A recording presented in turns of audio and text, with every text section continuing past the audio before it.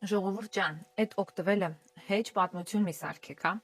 Այնքան շատ եք ասում, վայ, բա ներդրում չկա, բայց պետքա օգտվել։ Դա այնքան նորմալ process է այդ օգտվելը։ Ոնց որ պատկերացրեք, դուք ունենաք սրճարան ու ձեր սրճարանից չօգտվեք, սուրճ չխմեք, գնաք հարևանի սրճարանում նստեք, սուրճ խմեք։ Այդպես կանեք, չեք անի, չէ։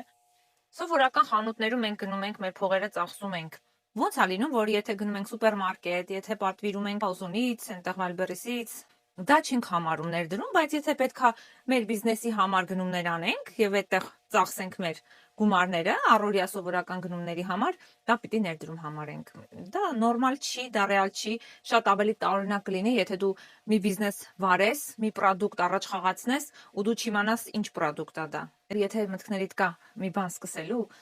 սկսեք։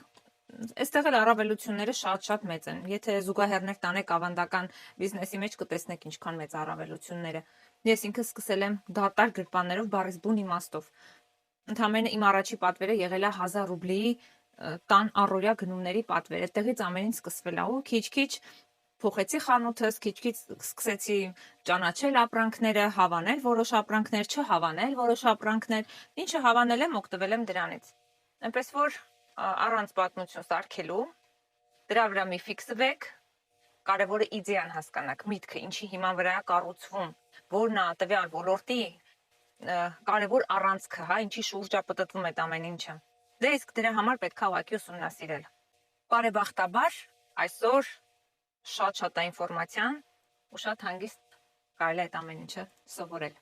Եթե կուզեք, ես ձեզ կարող եմ օգնել։ Կարող եք գրել, կպատմեմ ձեզ ոնց է աշխատում այս ոլորտը։